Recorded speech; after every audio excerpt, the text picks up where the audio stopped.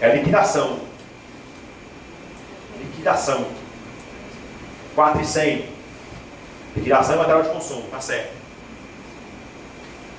Equipamentos e material permanente, é 3 milhões.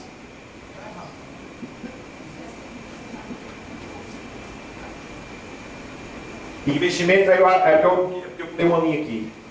Investimentos, obras e instalações. Não é um ativo não que está analisando? É um ativo. Eu achava que era um ativo circulante, mas é um ativo. Então, os 3 milhões vão entrar de obras e equipamentos e material permanente, vai entrar no ativo não circulante. E os equipamentos, investimentos, obras e instalações de 4 milhões também vão entrar lá no imobilizado. Juros em caso da dívida entra? Não, porque eles são despesas efetivas. Aí agora vamos para os pagamentos, para ver o que vai diminuir o ativo. Né?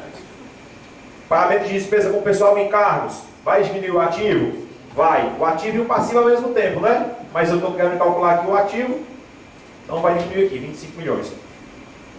Serviço terceiro de pessoa jurídica, mais 900 mil vai diminuir aqui no meu ativo. Outras despesas correntes, material de consumo. Quando eu pagar o material de consumo, vai sair o valor aqui do ativo? Vai, né? Porque eu não vou pagar a minha despesa. Tudo isso aqui está impactando o caixa. Né? Fornecedor e caixa. O lançamento sempre é esse. Os investimentos de equipamentos e material permanente também vão impactar meu caixa aqui subtraindo. As obras e instalações também vão impactar meu caixa diminuindo aqui. Oi. Só voltando um pouquinho. Obras e instalações Entra. Entra no ativo, né? 3 milhões e meio. Aonde?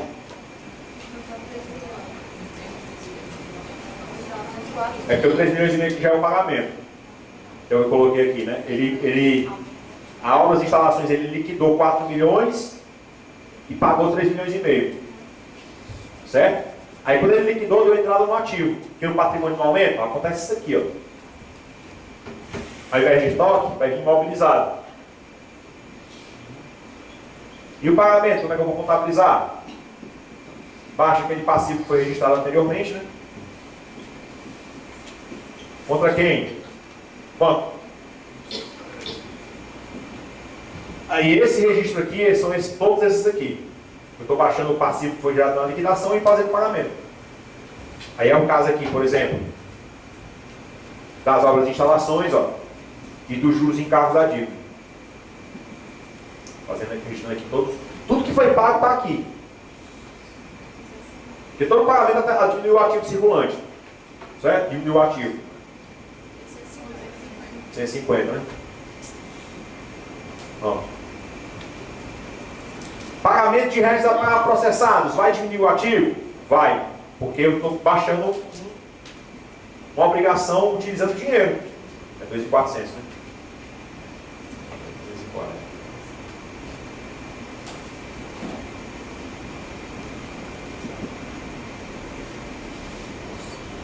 A depreciação do ativo imobilizado de 5 milhões, diminui o ativo? Diminui. A depreciação acumulada é uma conta redutora do ativo imobilizado. Então 5 milhões vai aparecer aqui, ó, reduzindo o ativo, contra uma variação patrimonial diminutiva. A devolução do depósito de calções que recebeu anteriormente, vai diminuir o ativo? Vai. Eu não tenho que fazer desembolso para devolver o depósito? E por último, a informação que falta para a gente fechar aqui o nosso balanço é o consumo do material adquirido, por 3 milhões e 900. Eu adquiri 4 milhões e 100, ó, de material de consumo, e consumidos esses que eu adquiri, 3 milhões e 900.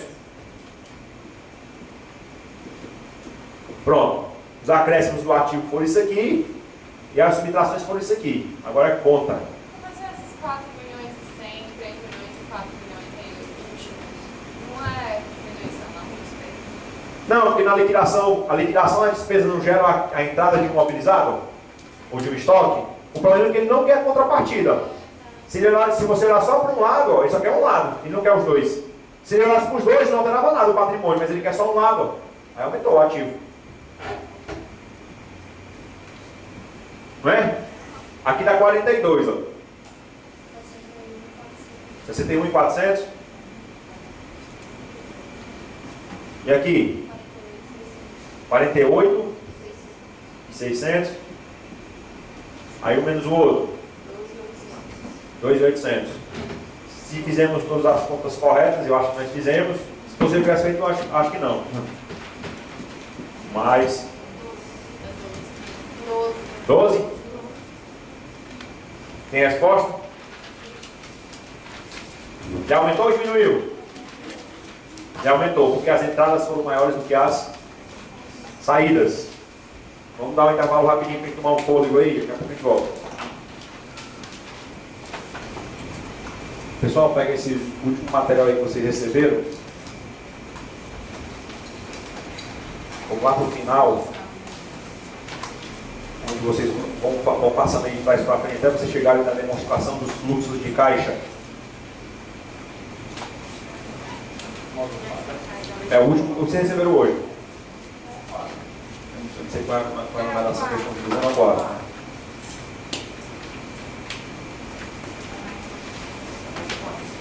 Demonstração dos fluxos de caixa.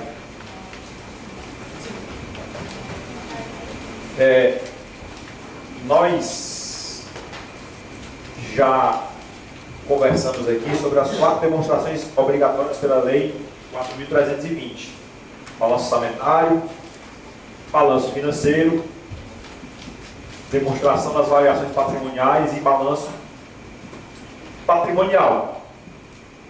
Inclusive, nós aqui tivemos a oportunidade de estudar, ver como é que é a estrutura da Lei 4.320 e como é que isso está sendo abordado pelo Manual de Contabilidade aplicada ao setor público. Que também exige a elaboração desses 4 demonstrativos. E agora nós vamos estudar, pelo menos em linhas gerais, a exigência que o manual estabelece para mais 2 outras demonstrações, que é a demonstração dos fluxos de caixa e a demonstração das mutações do patrimônio líquido. Certo? Nós vamos começar a falar agora sobre a demonstração dos fluxos de caixa. E para essas 2 demonstrações não tem que fazer paralelo, porque elas não existiam na visão da Lei 4.320.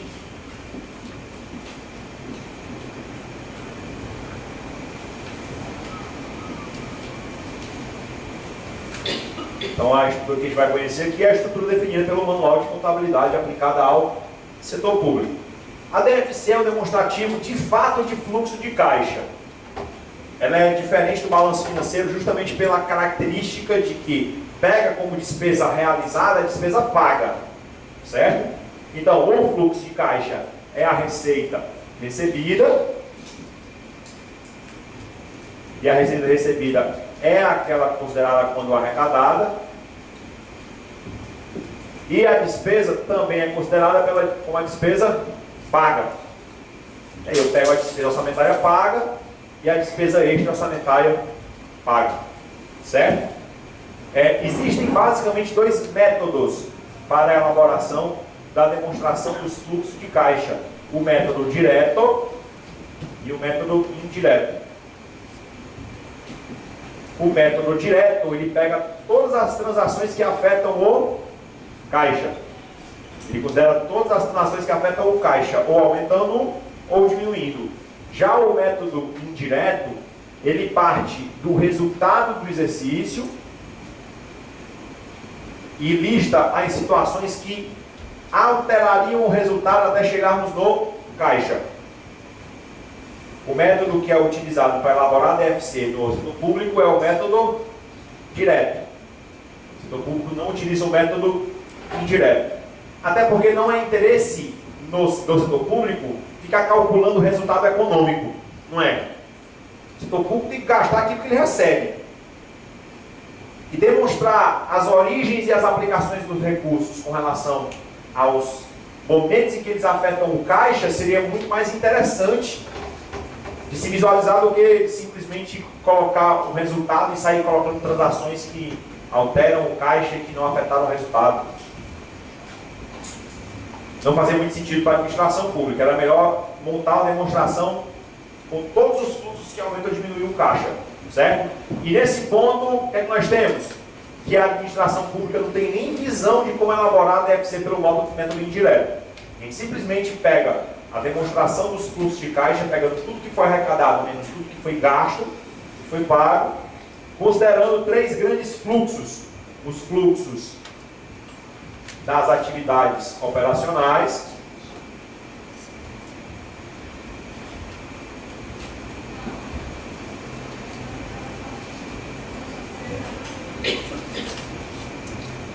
conhecido como FAO, fluxo das atividades operacionais, o fluxo das atividades de investimento, vai, e o fluxo das atividades de financiamento.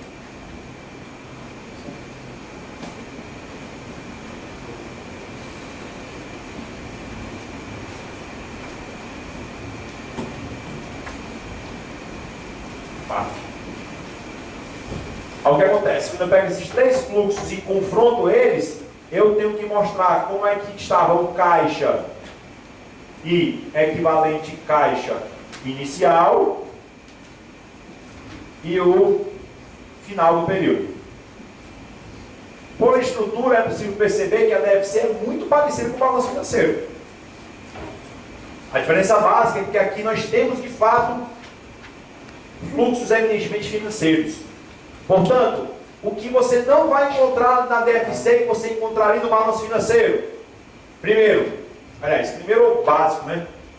A inscrição de restos a pagar do exercício. Não está no balanço financeiro, não está na DFC. DFC só recebe de restos a pagar a informação do que foi pago de restos a pagar. O reconhecimento do restos a pagar do exercício não entra nas estruturas da demonstração dos fluxos de caixa. Certo? A ideia de separar o fluxo por tipos de atividade, pessoal, é dar uma demonstração clara de onde está surgindo o recurso que o governo aplica em suas atividades. Se o recurso origina-se da sua capacidade própria de arrecadar recursos, nós temos o fluxo de caixa das atividades operacionais. Se o governo obtém recursos específicos para fazer investimentos, e aqui eu tenho basicamente recursos provenientes da alienação de bens e direitos e as suas respectivas aplicações de recursos, trazendo aquela ideia de eu posso pegar o recurso operacional e fazer investimento. É possível pegar recurso operacional e fazer investimento? Qual é a visão que a DFC vai te mostrar nesse momento? Que eu vou ter um fluxo operacional. Vamos montar aqui uma DFC para a gente começar a analisar o que esses grupos de fato separados demonstram para a gente. Certo?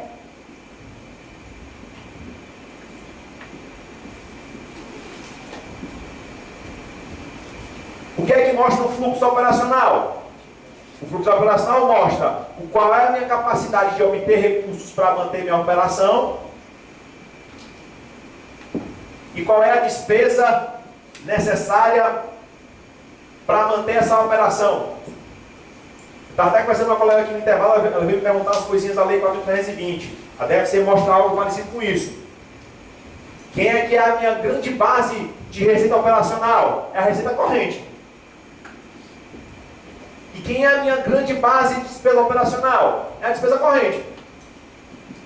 Você basicamente vai encontrar no fluxo das atividades operacionais, receitas e despesas correntes, porque isso é o operacional do governo. Só que o governo também existe para fazer investimentos. Governo nenhum existe apenas para manter o que já existe. Aliás, governo que promete fazer só o que já existe, não consegue ser eleito nunca. Só vem a eleição porque ele promete um monte de coisa. E esse monte de coisa vai ser operacionalizado via investimentos. Isso aqui vai ocasionar a expansão da máquina.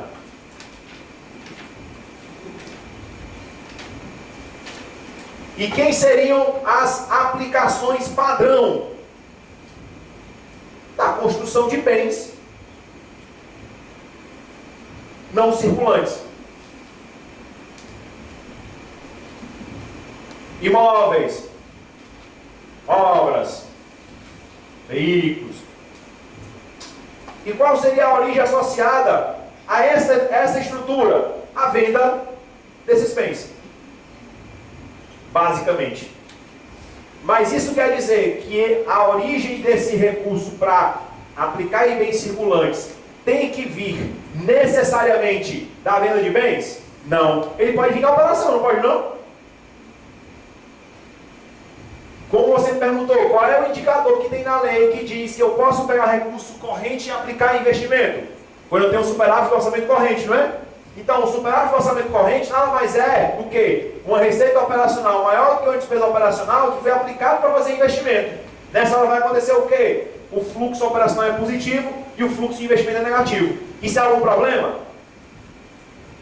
Isso apenas indica qual é o trajeto do dinheiro dentro das atividades da organização. Sobrou dinheiro operacional, eu fiz investimento. Do contrário, pode ser que eu tenha feito investimento com base em recursos obtidos de terceiros. Isso aqui representa os recursos vindos de terceiros. Qual é o grande volume de recursos que o governo consegue levantar vindo de terceiros para fazer investimentos? Operações de crédito. Não é não?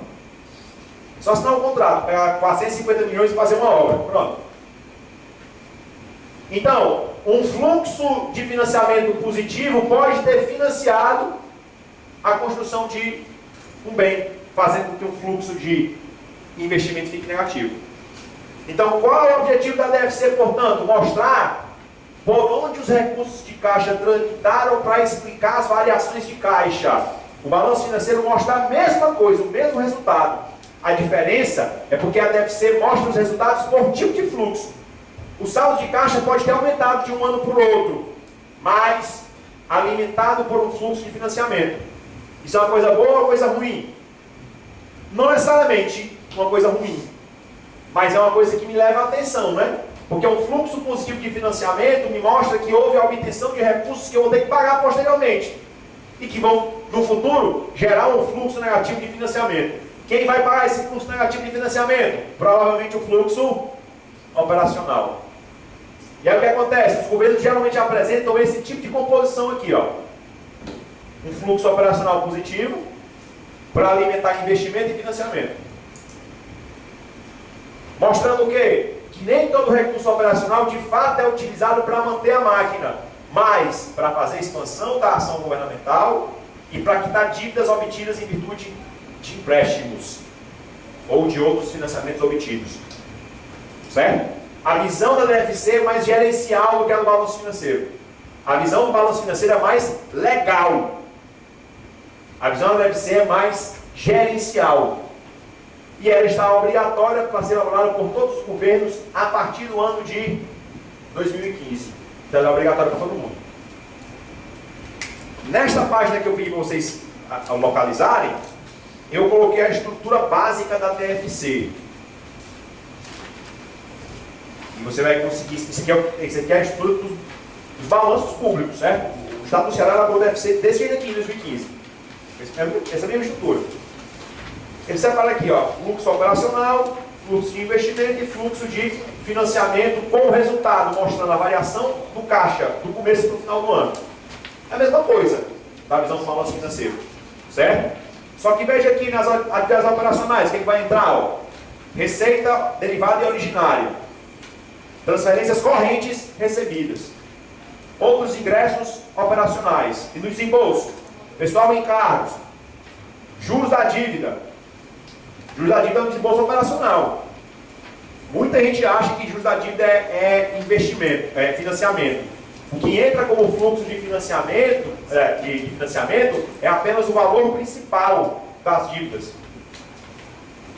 Os juros entram no custo operacional. É só o valor principal das dívidas que entra como financiamento. Transferências concedidas, correntes. Outros desembolsos operacionais. Então a ideia aqui é o seguinte: o orçamento corrente operacional consegue manter o custo da máquina? Consegue. Sobra dinheiro para fazer investimento? ou é recurso de terceiro que promove o investimento? E no futuro eu vou ter que pegar recurso operacional para poder pagar esse financiamento? É esse tipo de análise que você extrai da demonstração dos fluxos de caixa. Nas atividades de investimento, ó, os desembolsos, que é o principal objetivo de demonstrar, aquisição de ativo não circulante, concessão de empréstimos e financiamentos, outros desembolsos de investimentos. Eu fui uma vez questionado por uma pessoa no dia a dia de por que o fluxo de investimento ficou negativo, como se isso fosse uma coisa ruim. A pessoa olhou apenas para o aspecto aritmético.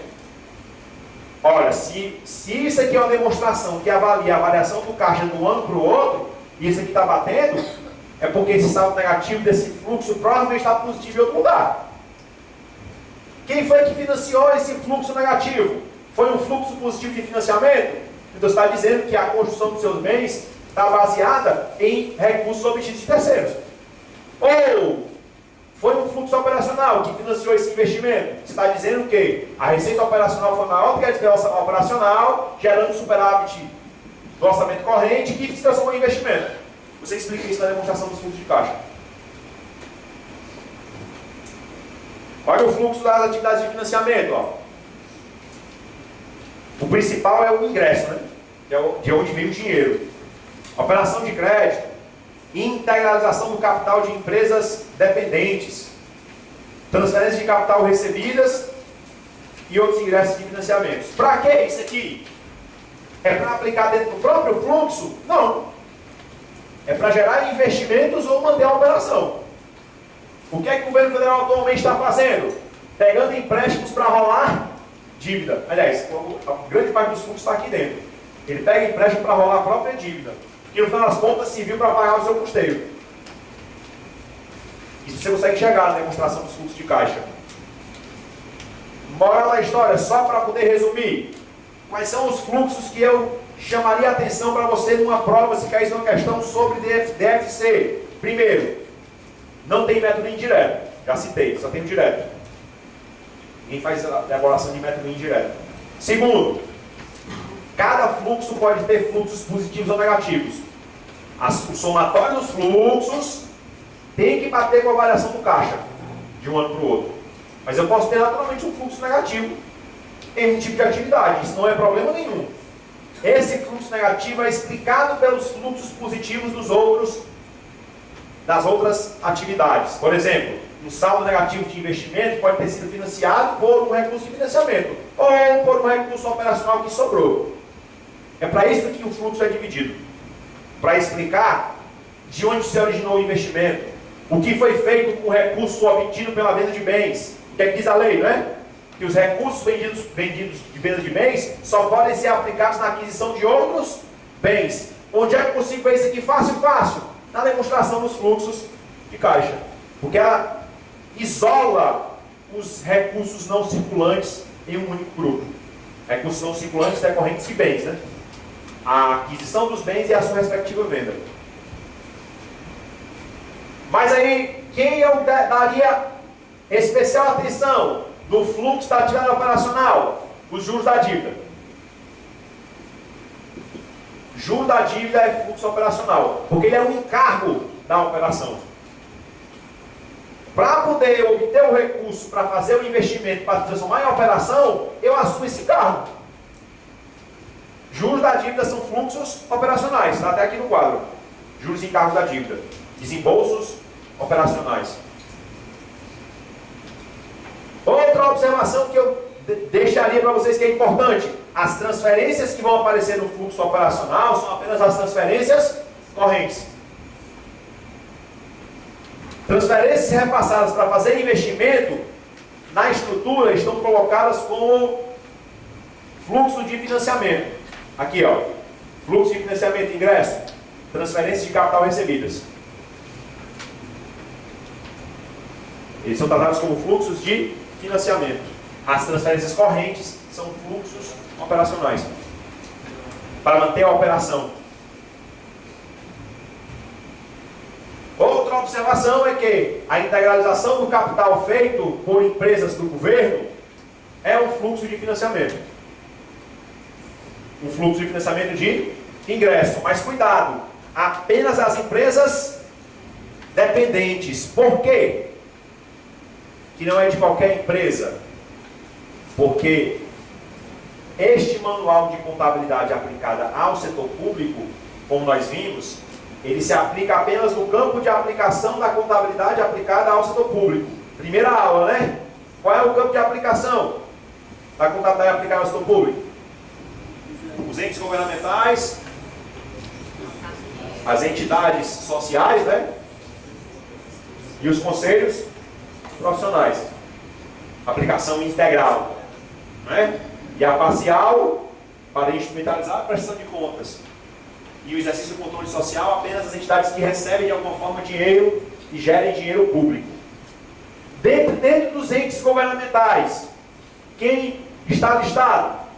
União, estados, DF, municípios, autarquias, fundações e empresas estatais dependentes. Portanto, somente as dependentes vão fazer DFC neste molde. As empresas do governo independentes fazem DFC? Fazem. Porque a DFC é um demonstrativo obrigatório, dependendo da configuração da empresa, lá para as empresas privadas também. Mas não seguindo esta estrutura. Esta estrutura que nós estamos aprendendo aqui só se aplica às empresas estatais dependentes. Por isso ele colocou aqui na listagem. Ó. Integralização de capital social de empresas dependentes. Certo? E ele é um fluxo de financiamento. Os quadros em anexo aqui, ó, esses quadros que eu coloquei aqui a partir de agora, ó, quadro de receita e despesa, receita derivada originária, quadro de transferência recebida e concedida, quadro de desenvolvimento de pessoal, quadro de juros da dívida. Isso aqui são notas explicativas. Isso aqui não é parte permanente do demonstrativo. O demonstrativo ele é o quadro principal.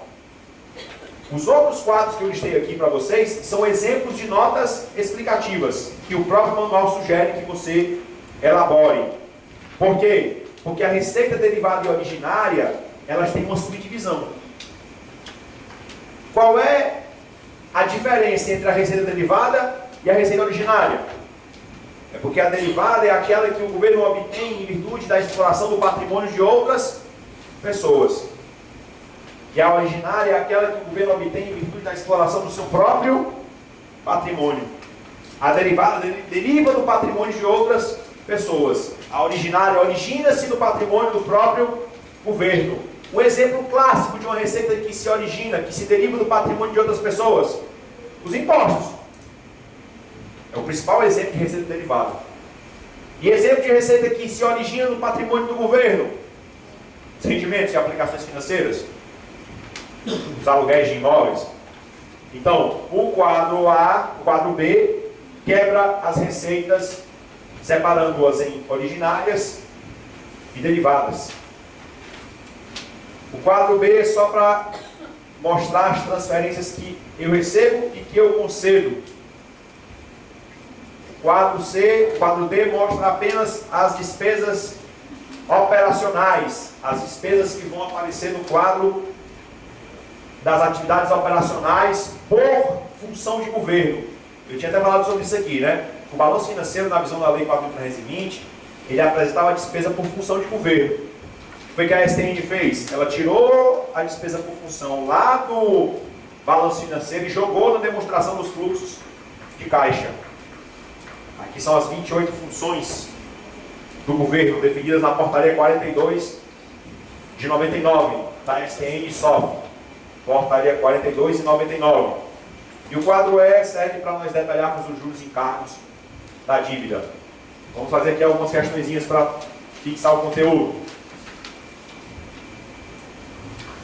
Primeira questão: o procedimento contábil para a elaboração da demonstração dos fluxos de caixa que evidencia as principais classes de recebimentos e pagamentos a partir de ajustes ao resultado patrimonial é o método indireto.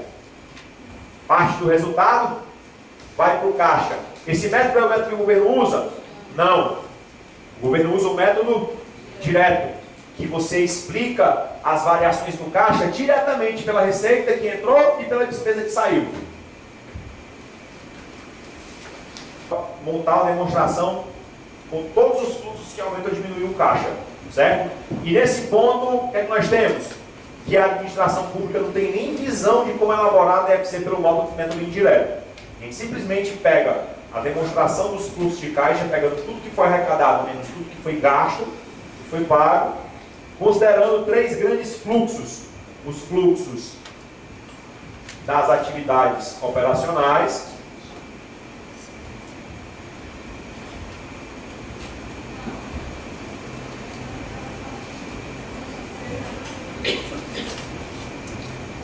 conhecido como FAO, né? Fluxo das atividades operacionais, o fluxo das atividades de investimento, vai, e o fluxo das atividades de financiamento.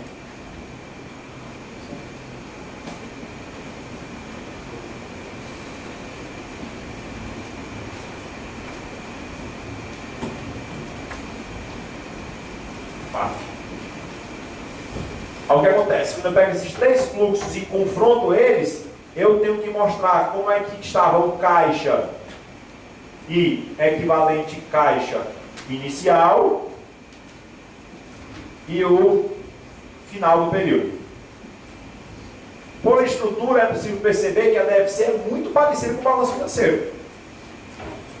A diferença básica é que aqui nós temos, de fato, fluxos eminentemente financeiros. Portanto, o que você não vai encontrar na DFC que você encontraria no balanço financeiro? Primeiro o básico, né? A inscrição de restos a pagar do exercício. Não está no balanço financeiro, não está na DFC. DFC só recebe de restos a pagar a informação do que foi pago de restos a pagar. O reconhecimento do restos a pagar do exercício não entra nas estruturas da demonstração dos fluxos de caixa, certo? A ideia de separar o fluxo por tipos de atividade, pessoal, é dar uma demonstração clara de onde está surgindo o recurso que o governo aplica em suas atividades. Se o recurso origina-se da sua capacidade própria de arrecadar recursos, nós temos o fluxo de caixa das atividades operacionais.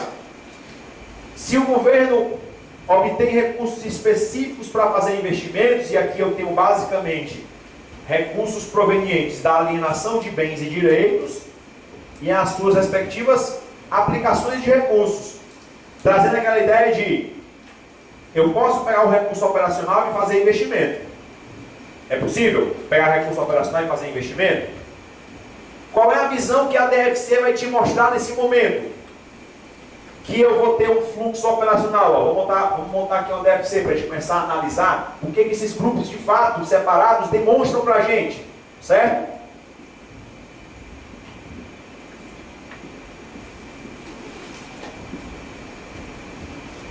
O que é que mostra o fluxo operacional?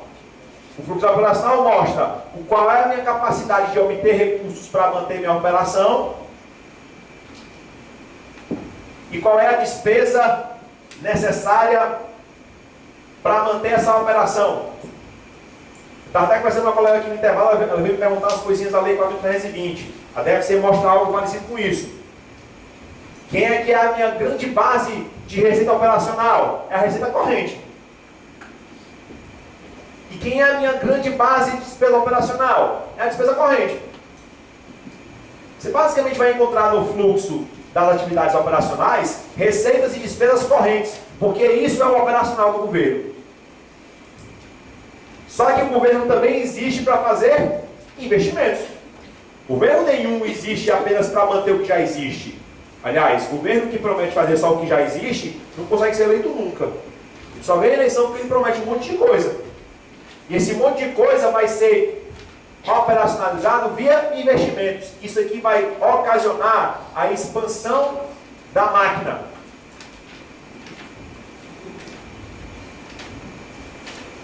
E quem seriam as aplicações padrão redução de bens não circulantes. É liquidação. Liquidação. 4.100. Liquidação e material de consumo, tá certo. Equipamentos e material permanente, é 3 milhões.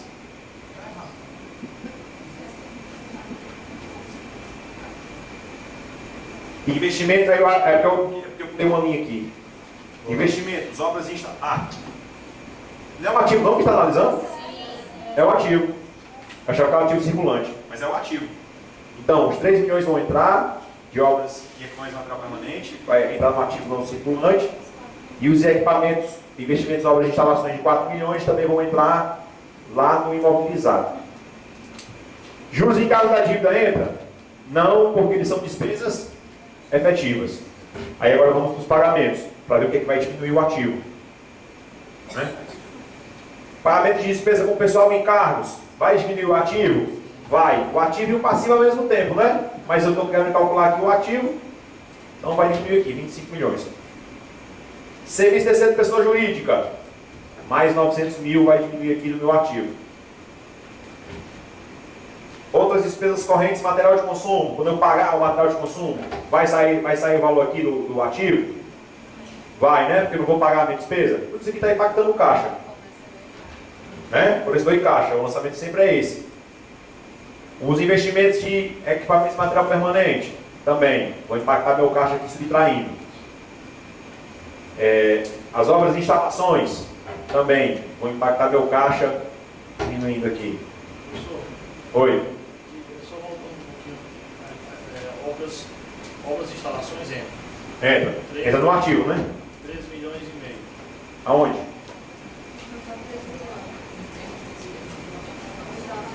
É porque o 3 milhões e meio que já é o pagamento. Então eu coloquei aqui, né? A obras e instalações ele liquidou 4 milhões e pagou 3 milhões e meio. Certo? Aí quando ele liquidou, deu entrada no ativo. Porque no patrimônio no aumento, acontece isso aqui, ó. Ao invés de estoque, vai vir imobilizado.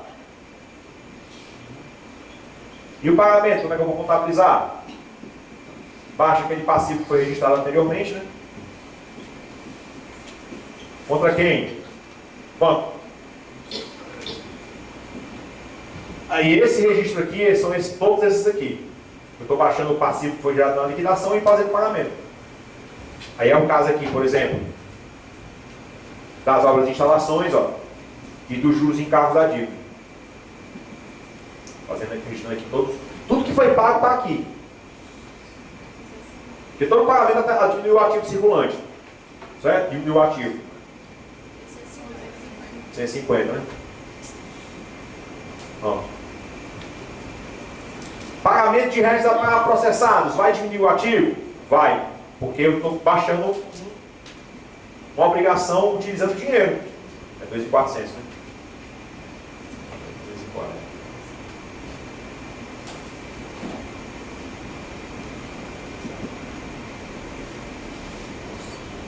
A depreciação do ativo imobilizado de 5 milhões, diminui o ativo? Diminui. A depreciação acumulada é uma conta redutora do ativo imobilizado. Então 5 milhões vai aparecer aqui, ó, reduzindo o ativo, contra uma variação patrimonial diminutiva. A devolução do depósito de calções que recebeu anteriormente, vai diminuir o ativo? Vai. Eu não tenho que fazer desembolso para devolver o depósito? E por último, a informação que falta para poder fechar aqui o nosso balanço é o consumo do material adquirido, por 3 milhões e 900. Eu adquiri 4 milhões e 100, ó, de material de consumo, e consumidos esses que eu adquiri, 3 milhões e 900. Pronto. Os acréscimos do ativo foram isso aqui, e as subtrações foram isso aqui. Agora é conta. Mas esses 4 milhões e 100, 3 milhões e 4 milhões e 20, não é diminuição, não, Não, porque na liquidação, a liquidação da despesa não gera a entrada de um imobilizado, ou de um estoque. O problema é que ele não quer contrapartida. Se você olhar só para um lado, ó, ele só quer um lado, ele não quer os dois. Se ele olhasse para os dois, não alterava nada o patrimônio, mas ele quer só um lado. Ó. Aí aumentou o ativo. Não é?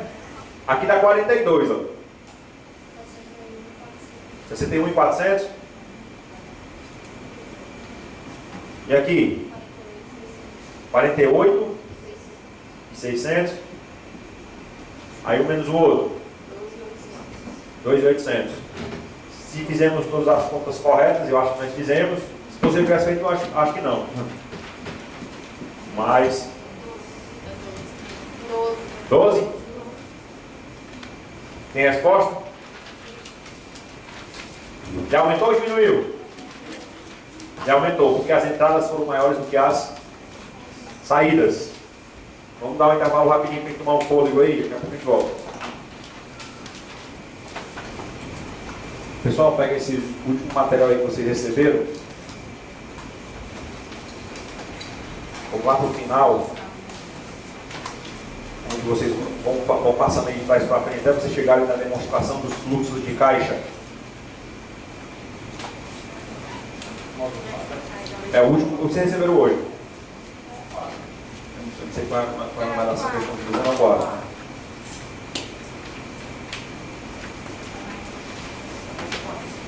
Demonstração dos fluxos de caixa.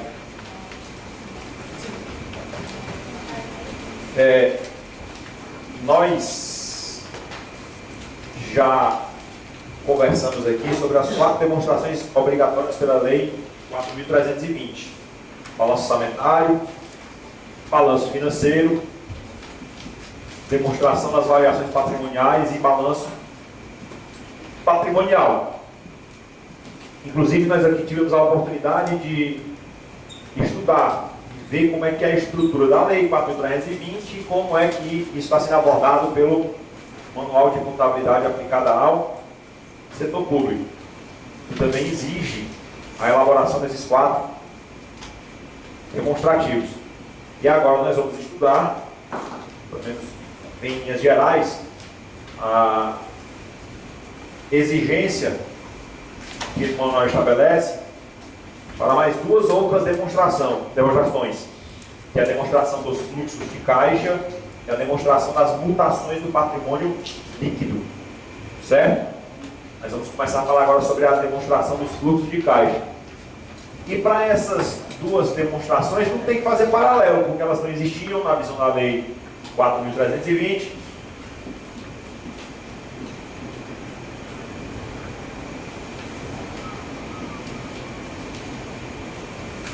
Então a estrutura que a gente vai conhecer aqui é a estrutura definida pelo Manual de Contabilidade aplicada ao setor público.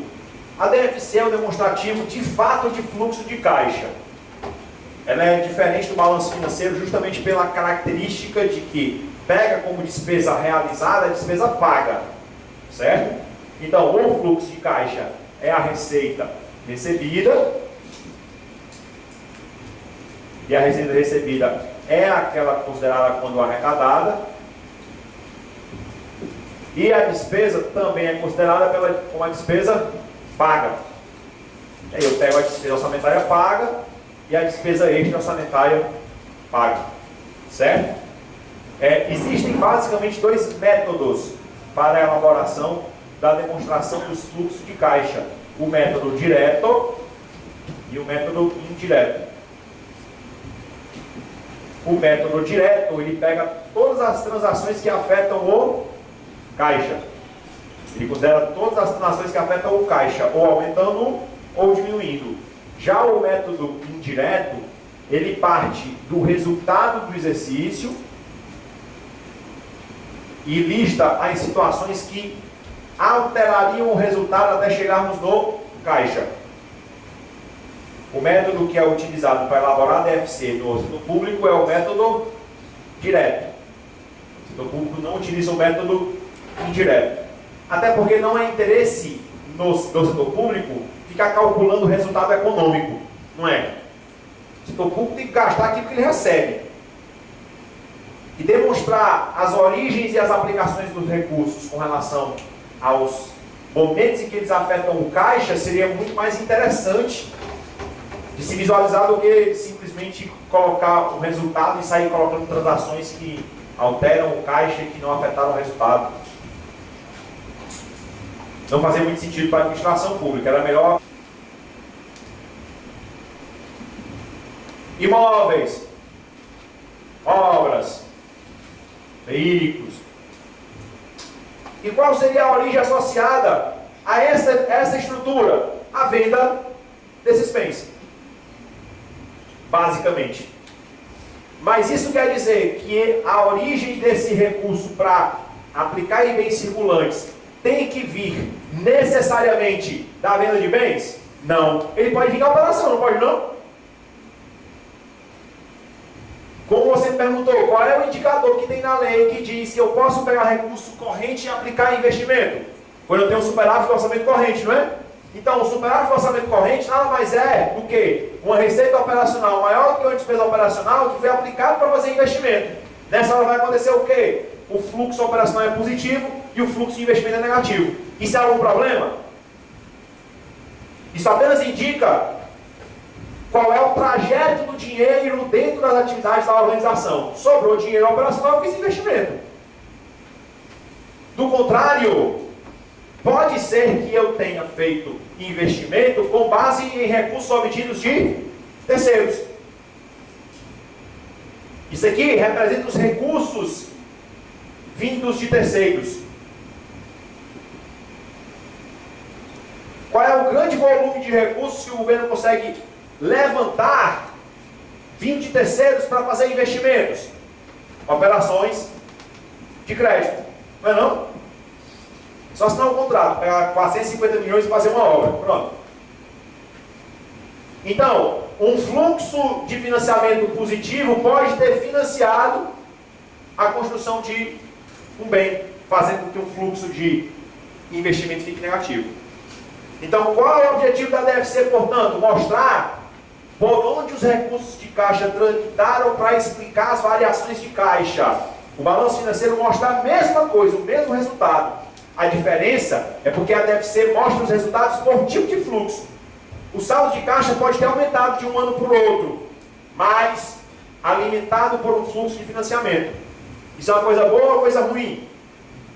Não necessariamente uma coisa ruim, mas é uma coisa que me leva a atenção, né? Porque um fluxo positivo de financiamento me mostra que houve a obtenção de recursos que eu vou ter que pagar posteriormente e que vão, no futuro, gerar um fluxo negativo de financiamento. Quem vai pagar esse fluxo negativo de financiamento? Provavelmente o fluxo operacional.